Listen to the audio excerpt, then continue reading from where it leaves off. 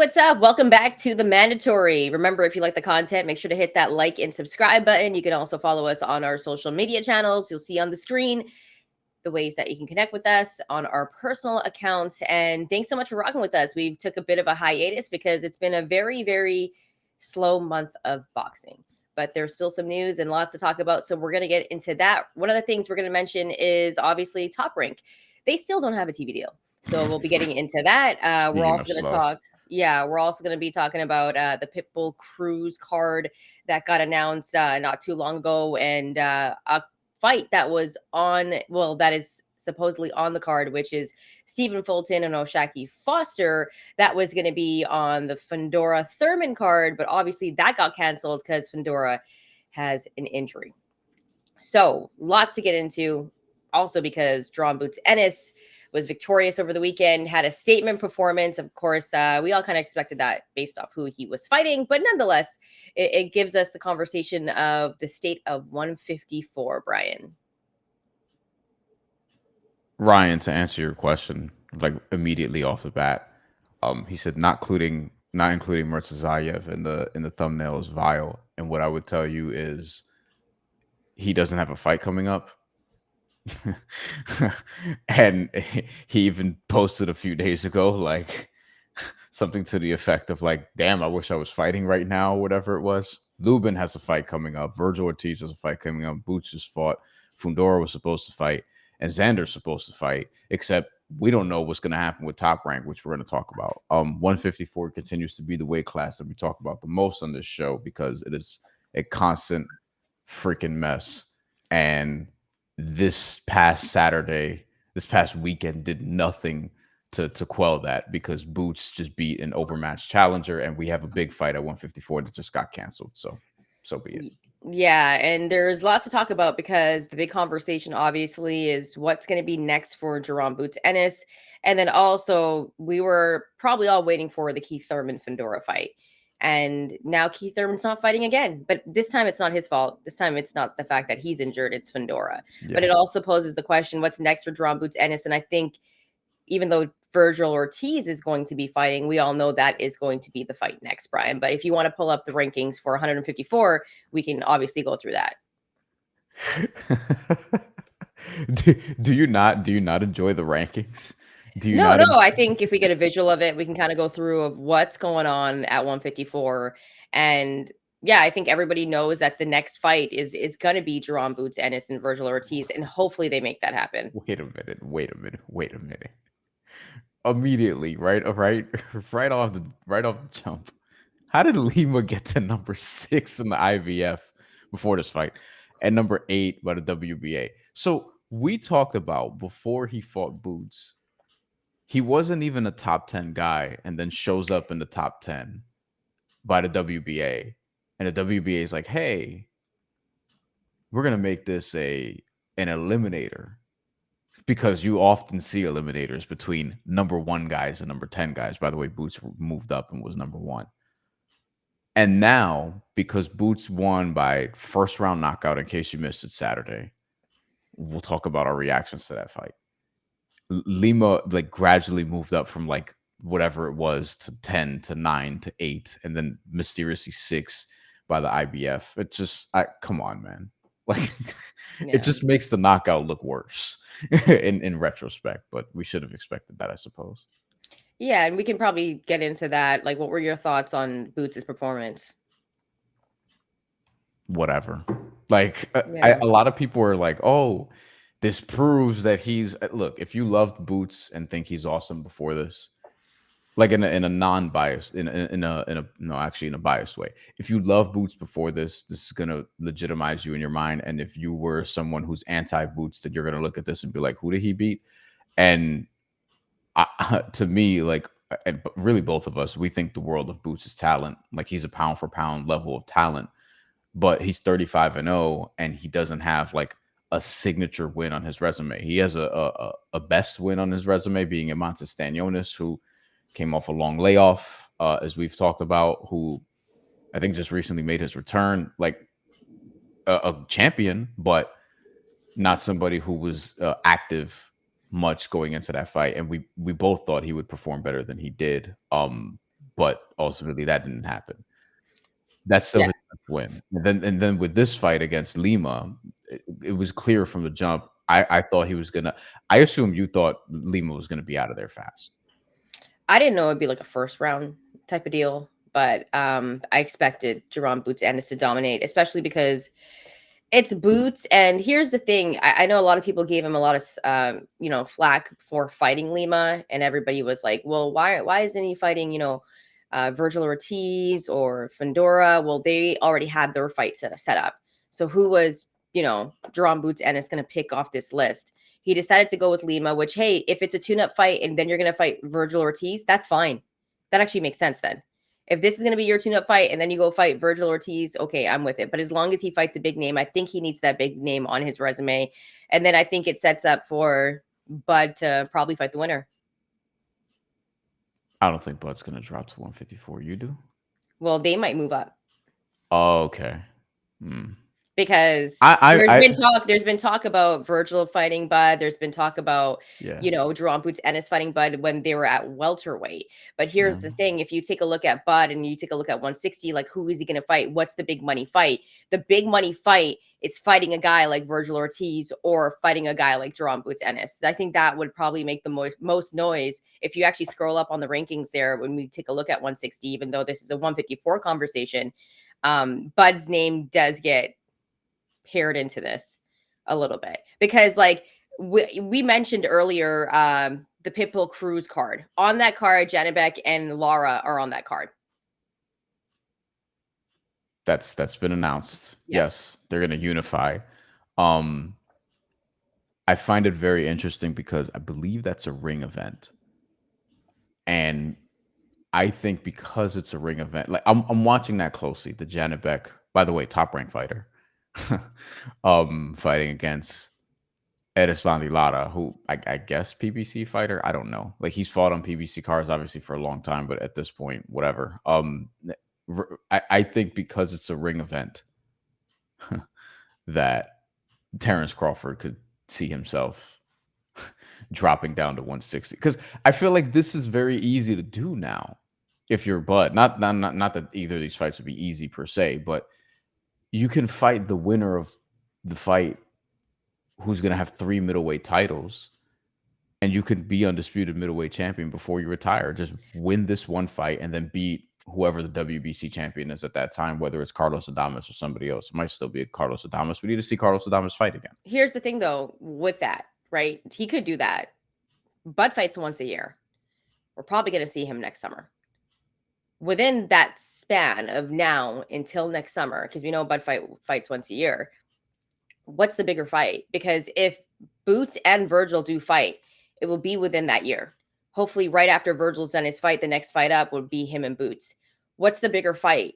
If we're talking money, it's not Janibek and Lara, even though the belts are involved. The money fight, and we know it's not going to be a money fight because look at, like, with Canelo and Bud, he went for the biggest fight, ended up having a great performance, and of course, he took Canelo's belts. But I'll say this though, like the money fight that makes sense for Bud, and Boots has said he wanted to move up to 160. He was already talking about that. He should So beat someone better than Lima at 154 first. I don't even think it matters though, because Bud didn't fight anybody in Canelo's weight class and went up there and fought him.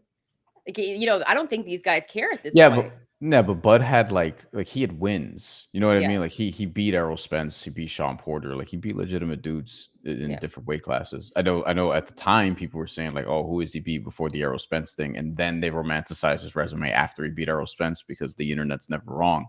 But no, like he had a legit resume before this. Boots, like Boots is almost 30. Well, that's the thing that I'm saying is that you take a look at his resume and Stanionis is the only name that you can be like, okay. But even then, it's not one of those wins that stamp his resume like, okay, he's one of the greatest of all time. Like that's not even a conversation that you could have about Boots. But he already said he wanted to fight Bud at 147. And then before he even got to 154, he was talking about moving up to 160 and he didn't even have a fight at 154. I'm just saying, like, if I'm Bud, I think it makes more sense to fight a guy like Boots or Vergil and make the most money that you can, because Janibek and Lara, Bud will make money, but it's not going to have the same aura as those two other fights. That's just my opinion on it.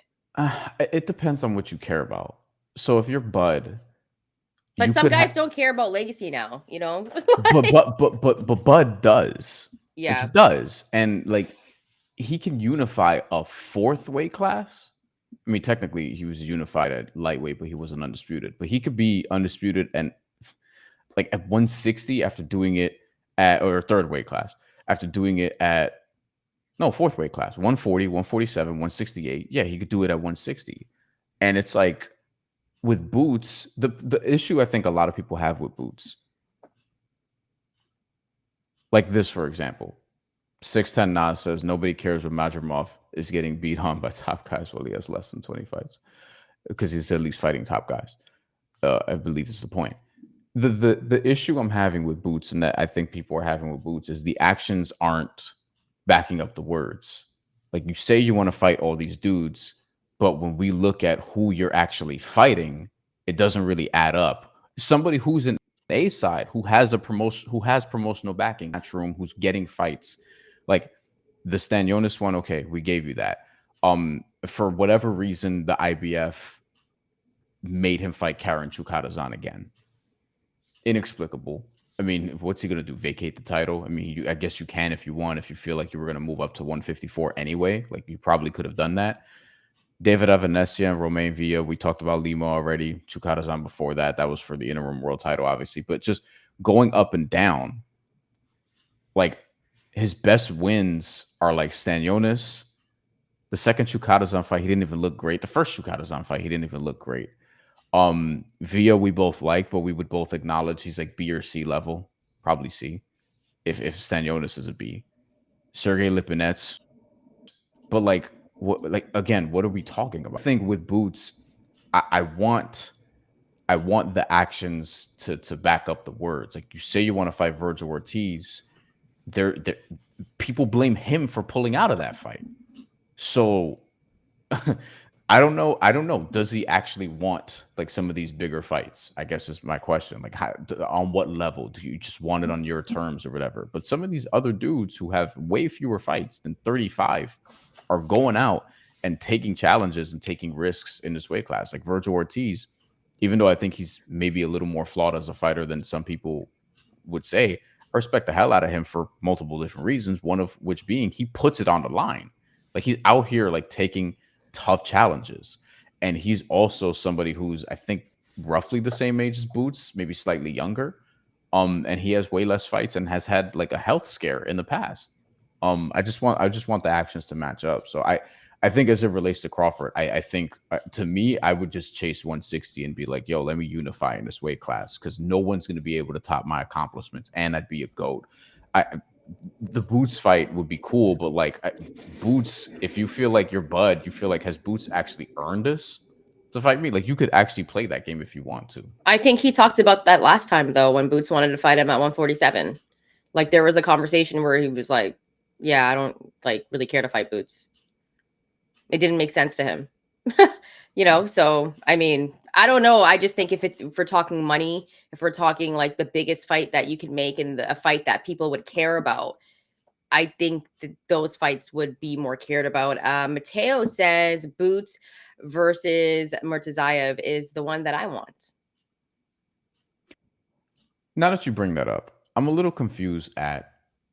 So he was the IBF champion first, obviously, before adding the WBA. He was the IBF champion first. How come the IBF couldn't make him the number one ranked guy in their rankings as opposed to the WBA? Because then we would have actually gotten by now Boots versus Martazayev, which is now he's WBA interim champion. So I guess if we go back to the rankings, I guess that means. And here's the other thing about it: everyone wants to fight Abbas Baru because they think he's sweet because he's a new WBA champion who beat Yoenis Telez. Xander's trying to unify with him, supposedly, or Top Rank is trying to set that up for Xander, rather. Boots is being positioned to fight him by Matchroom because Matchroom, like, maybe that's the reason, right? Maybe I just answered my own question. Maybe that's the reason. Matchroom was like, hey, we're gonna put you high in the WBA rankings instead, so you can fight Abbas Baru because we think he's a gimme and Murtazayev is tough and can't get a fight, so we're just gonna leave him over there and let him sort of rot. So yeah, I think Boots versus Murtazayev would have made sense because you would put the IBF guy at welterweight as a number one guy at 154, but they didn't do that because clearly they see something else. They see an inefficiency at WBA because Tellez was the champion who wasn't like awesome, and now it's Abbas and okay, okay. Well, this is an interesting one from 610 Nas. Vergil does nothing for his resume. Vergil was never a champ. We give Vergil credit for fighting guys like Madrimov and Lubin. I Well, mean, Matchermoff and Lubin are good though. yeah, I mean, like, and at the same time, those are decent names. I think Vergil might have a better resume than Jaron Boots Ennis. He does. He Yeah. does. So I Let's think go through that's it. 23-0. And Vergil's trying to fight guys. And as you know, like the rumor is that Boots was the one that didn't want to have the fight with him. So we'll see if it goes down this time. But let's go take a look through his resume. And by the way, I think Boots should want to fight with him because I think Boots could beat Vergil Ortiz. Like I Yeah. would probably favor Boots in that fight. That's the thing with Boots. It's like a lot of people are like, yo, it's almost like the Tank thing where they're like, yo, if you took a chance, like if you took a real chance, you'd be awesome and you could beat just about anybody. Mm-hmm. But do it. It's almost like with Tank where it's like, yo, maybe he can beat Shakur. Maybe. I'm less confident in that now post Lamont Roach, but maybe. But now I don't feel like we're ever going to see it. Boots, we still have time with him, so we'll see. And I think I think he's a little more sincere in wanting to chase bigger fights than Tank at this point. Erickson Lubin's legit. Seriously, he's legit even still. And I also don't think this is a gimme for Vergil Ortiz. I think he should be favored, and I think he'll win, but this is not a gimme. Madrimov was coming off the Terrence Crawford fight. Yeah. And that was really competitive. A lot of people thought Madrimov should have gotten a better shake from the judges. I think Crawford won that. Bohachuk. That was a good fight. Very good fight. I'm not sure Vergil won that one.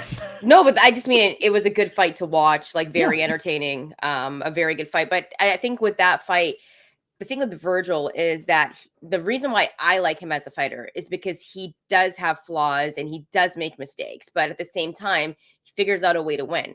Like that was a fight for Vergil that I was impressed with because like it wasn't looking good at some points. And he ended up getting the unanimous decision, I believe. Or was it the majority decision? It was very close. It was a very close fight. Majority Yeah. decision. And I believe he got dropped in that fight. Nas, I don't think Lubin never being a champ doesn't mean he's bad, though. Like, who cares? Like, who gives a shit? Like, Lubin dropped some pretty good fucking fighters. His last fight against Andre L. Holmes, he was really impressive. He's a legit dude. He's a legit test. He'd probably be the best test on Boots' resume right now if Boots were to fight him. He probably would be. Yeah. Like I'm not positive Stanionis beats Lubin even right now. Even if you want to say Lubin's washed, he's been knocked out by Charlo and all these different things. Like I don't think. Yeah, I disagree. I don't think Boots versus Vergil is dead or should be dead because of Vergil. Like he got dropped by Bohachuk twice, but he fought him.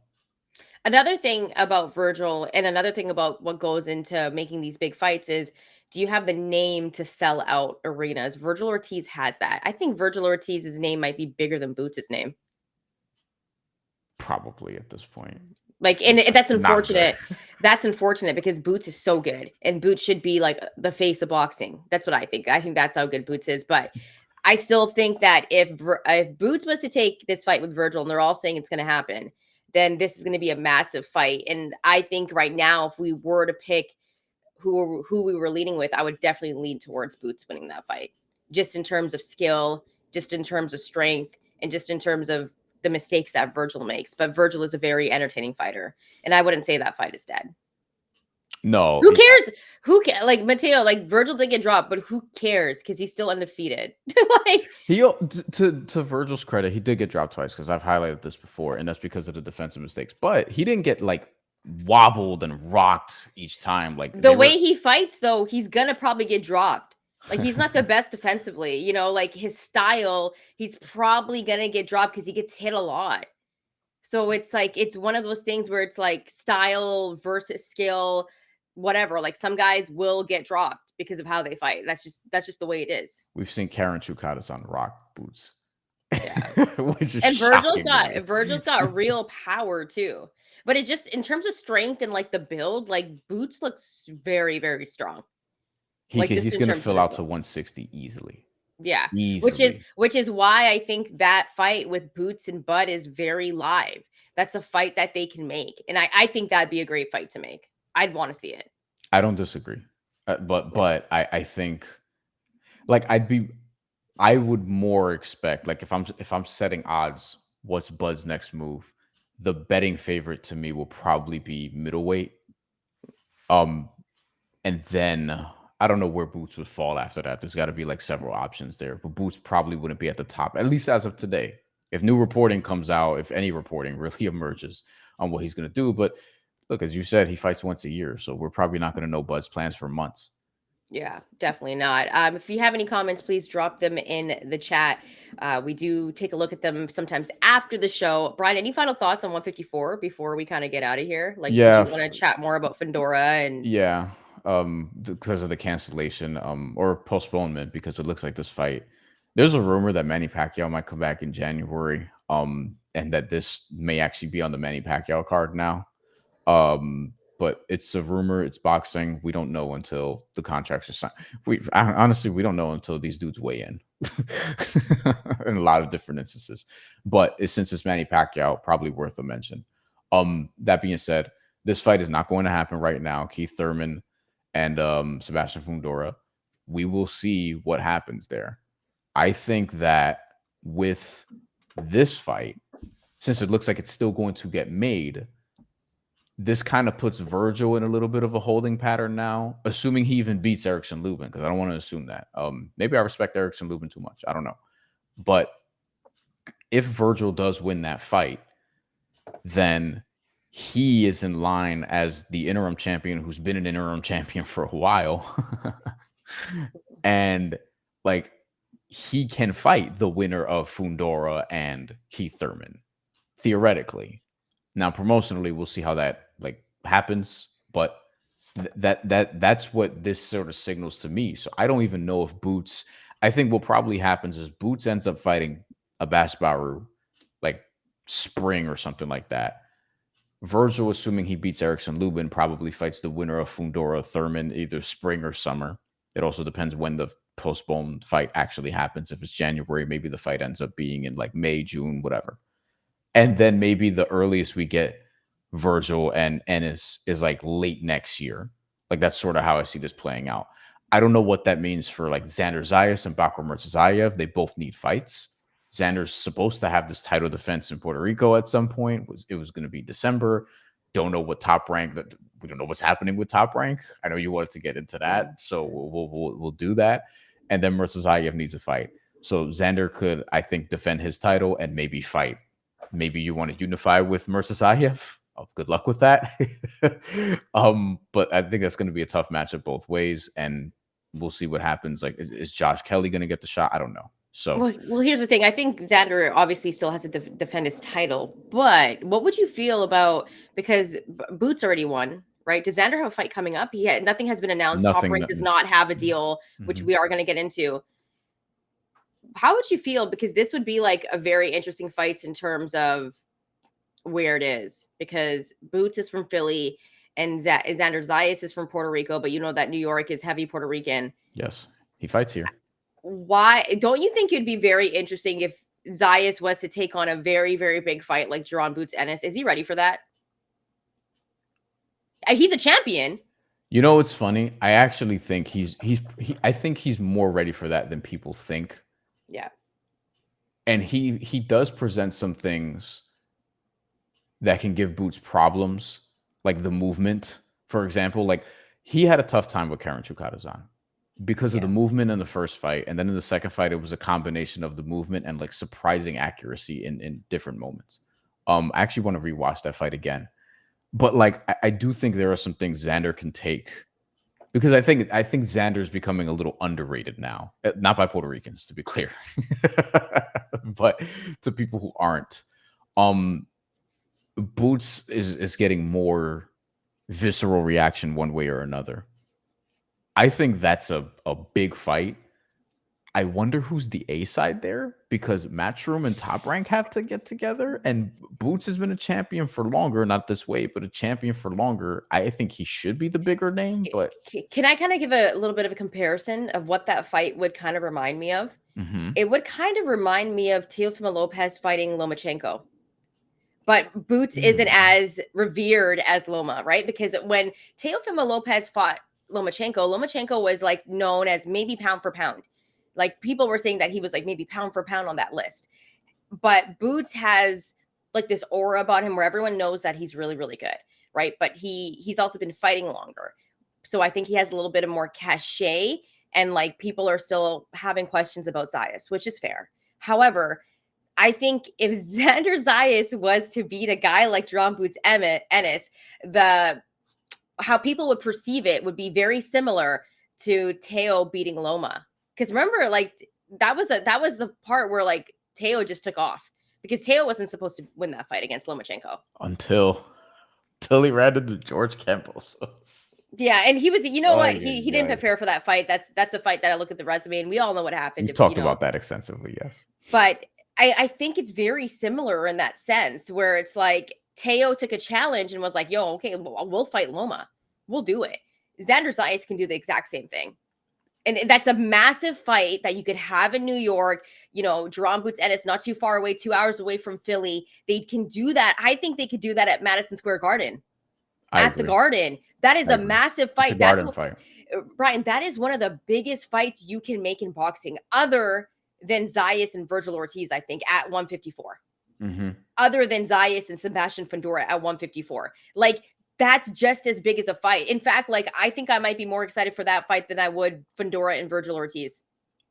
I also don't think one guy in this weight class in general, this is not specific to Boots and Zayas. I don't think one guy is like extremely more popular than the next. Like if you're doing a rankings of like who's gonna be the biggest draw, um uh, Boots draws in Philly. He's from Philly. Xander will draw in Puerto Rico if they do that title defense, and he does draw in New York when he comes out here. Granted, it's the theater, but still. Vergil, I mean, shit. He's been fighting in Riyadh, so I don't know. Right? Like, or his last fight was in Riyadh at least. Before that, he did fight in Vegas. And Fundora, obviously, like he's becoming more of a name now too.